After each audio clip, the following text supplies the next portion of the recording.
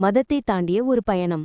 அர்ஜுனிடம் அவனுக்கு தேவையான அனைத்தும் இருந்தன. ஒரு நல்ல வேலை, நண்பர்கள், வெற்றியின் கனவுகள் கூட. ஆனாலும் ஒவ்வொரு இரவும் அவனுக்குள் ஒரு வெற்றிடத்தின் ஒலி கேட்டது. ஏதோ ஒன்று காணவில்லை, அதை அவனால் பெயரிட முடியவில்லை. அது துயரமில்லை, அது மனச்சோர்வும் இல்லை. அது ஆழத்திலிருந்து எழும் ஒரு ரகசிய குரல், நான் யார், நான் ஏன் இங்கே? அவன் பதில்களை தேடத் தொடங்கினான். மதம் இயல்பான இடமாக தோன்றியது. அவன் விளக்குகளை ஏற்றி தலைவணங்கி பிரார்த்தனைகளை கேட்டான். ஆனாலும் அந்த வெற்றிடம் நீங்கவில்லை. நீ வெளியே தேடுகிறாய், எப்போதும் உனக்குள் இருந்த ஒன்றை. அந்த வார்த்தைகள் அவனை குழப்பியது.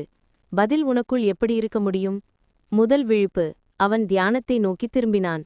ஆரம்பத்தில் அது குழப்பமாக இருந்தது. எண்ணங்கள் அதிக சத்தமாகவும் அமைதி தாங்க முடியாததாகவும் இருந்தது. ஆனாலும் அவன் மீண்டும் மீண்டும் திரும்பினான். ஒரு நாள் அமைதி. அந்த அமைதியில் அவன் இதுவரை அழியாத ஒன்றை உணர்ந்தான். உலகிலிருந்து அல்லாத உள்ளிருந்து எழும் அமைதியை. திரைகள் விலகின. அவனுக்கு தெரியாத திரைகள் விலகியது போல் இருந்தது. பயங்கள், கோபம், அகந்தை. மீதமிருந்தது தெளிவான, உண்மையான அவனே. அவனுக்கு புரிந்தது, விழிப்பு என்பது ஒரு மதத்தில் சேர்வது அல்ல, அல்லது ஒன்றை மறுப்பதும் அல்ல. அது சத்தத்தின் கீழ் தன்னை மீண்டும் நினைவுபடுத்திக் கொள்வதற்கானது. அலைப்பாதிப்பு. வெற்றிடம் மறைந்தது. அதன் இடத்தில் ஒரு ஆழ்ந்த மகிழ்ச்சி. வாழ்க்கை முழுமையானதற்கு அல்ல, ஆனால் அவன் அதில் முழுமையாக விழித்திருந்ததால்தான்.